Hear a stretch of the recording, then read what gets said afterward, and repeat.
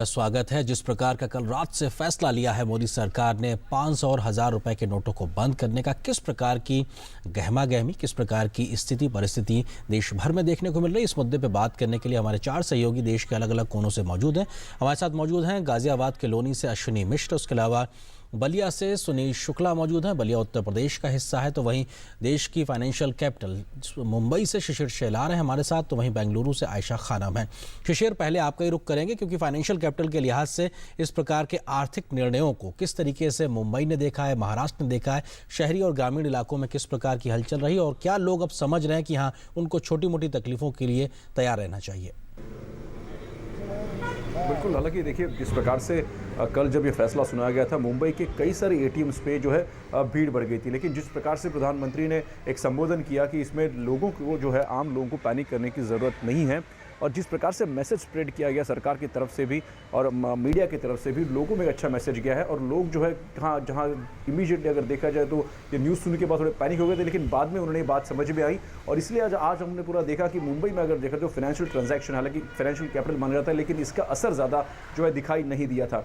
जहाँ तक हम बात करें एटीएम्स की, हालांकि जो लोग हैं, ज़रूरत के जो पैसे थे लोगों ने कल ही जो विड्रॉ कर लिए थे 100 के जो नोट है, हालांकि 500 और 1000 के नोट जो जैसे कि हमने कहा कि हॉस्पिटल्स या फिर पेट्रोल पंप्स में है यूज़ कर सकते हैं। इसी प्रकार के मुंबई के कई सारे पेट्रोल पंप्स अगर हम कहें तो ये नोट एक्सेप्ट कर रहे हैं। तो मुंबई का अगर एक बात करें आम लोगों की, तो सुचारू रूप से जो उनका कामकाज है वो चल रहा था। इसमें कोई प्रकार की दिक्कत लोगों को आज जो है नहीं आई है।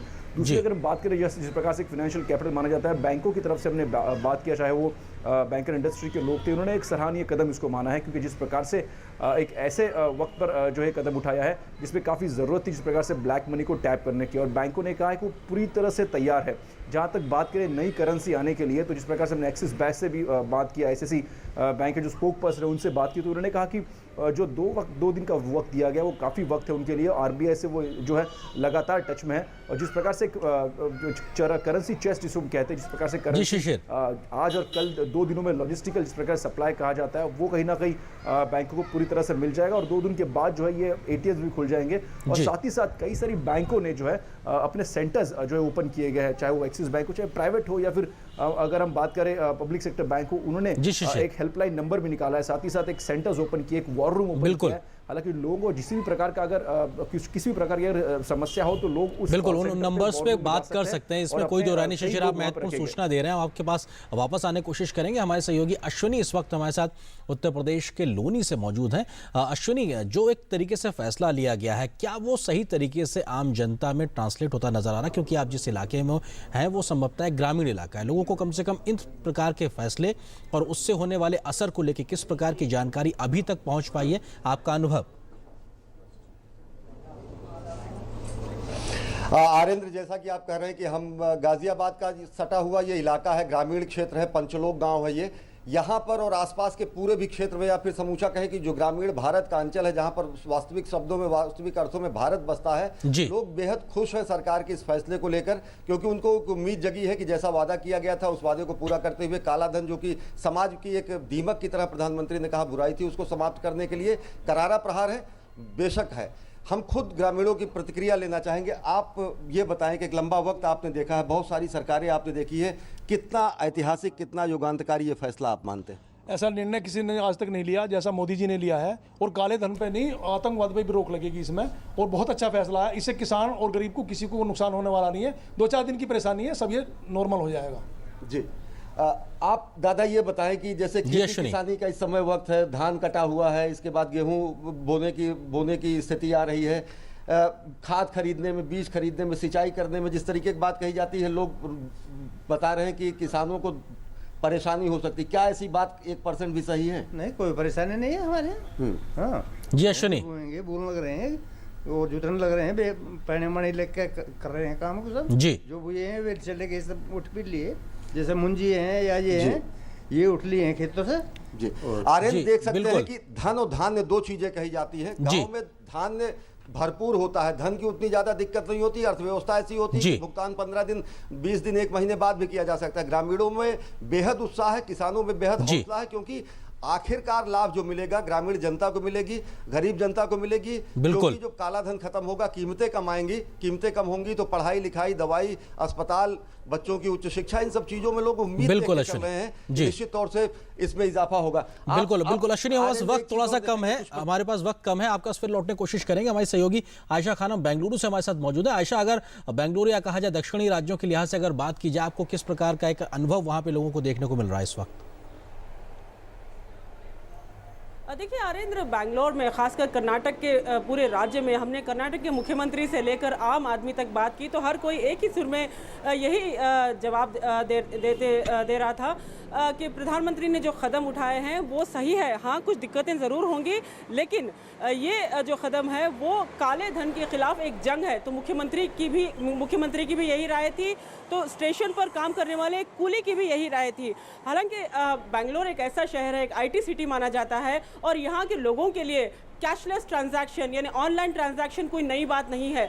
तो काफ़ी सब्र के साथ लोगों ने आज यहाँ पर सब्र से काम लिया है और हर कोई काफ़ी धैर्य के साथ यही कहता रहा है कि भले ही कुछ दिक्कतें आएंगी लेकिन आगे चलकर ये हमारे ही हित में है और भ्रष्टाचार को खत्म करने के लिए जो प्रधानमंत्री ने कदम उठाए हैं उसका साथ देने के लिए लोग तैयार हैं। देखिए, लोग महंगाई की मार झेल चुके हैं, काले धन की मार झेल चुके हैं, तो जाहिर है ऐसे कड़े कदम उठाने से लोगों को इस बात का अंदाजा लग रहा है कि ये कड़े कदम उनके हित में है और वो प्रधानमंत्री के साथ कंधे से कंधा मिलाकर इस जंग में साथ देना चाहते हैं। बिल्कुल, और ये उम्मीद कहीं ना कहीं हर एक को बंधती नजर आ रही है कि अर्थव्यवस्था में फायदा मिलेगा। सुनील शुक्ला हमारे साथ, हमारे सहयोगी मौजूद हैं उत्तर प्रदेश के बलिया से। सुनील, आपको लगता है कि इस प्रकार के ग्रामीण अंचल में जहां आप मौजूद है वहां पे लोगों के इस बार फैसले के बारे में सही से जानकारी है, किसी प्रकार की अफवाह का वो शिकार ना हो पाए, इस बात को उन्हें ध्यान रखने की जरूरत है? क्या चीजें उन तक मैसेज सही से पहुंच पाया इन ग्रामीण इलाकों में?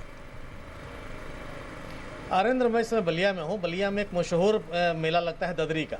इस मेले में बलिया के अलावा आसपास के ज़िलों से भी और बल्कि दूसरे प्रांतों से भी किसान अपने जानवरों को लेकर के आए हैं बेचने और खरीदने के लिए। मैंने अधिकांश लोगों से बात की, लगभग सबको पता है कि 500 और 1000 रुपये के नोट बंद कर दिए गए हैं। इन्होंने अपनी कुछ असुविधाओं की बात की कि हम व्यापार करने के लिए आए हैं, खरीदने के लिए आए हैं, हम किसी को एडवांस दे चुके हैं, वो हमसे कैसे पैसा उससे ले पाएंगे। कोई ऐसा व्यापारी है जो किसान है जो पैसा लेना नहीं चाहता।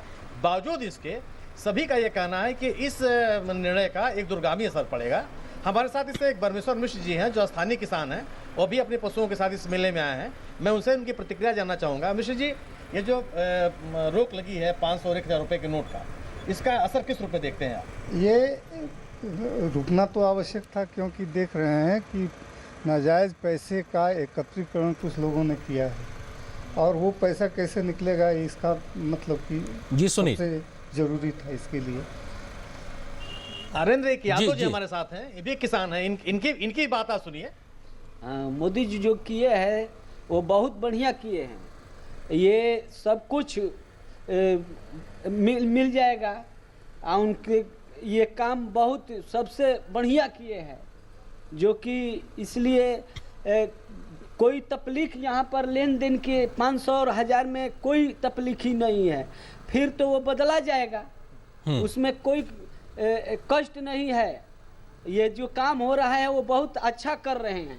आरेंद्र, दो किसान थे, एक युवा हमारे साथ हैं, इनकी बात आप सुनिए कि किस तरह से इस पूरे निर्णय को लेते हैं।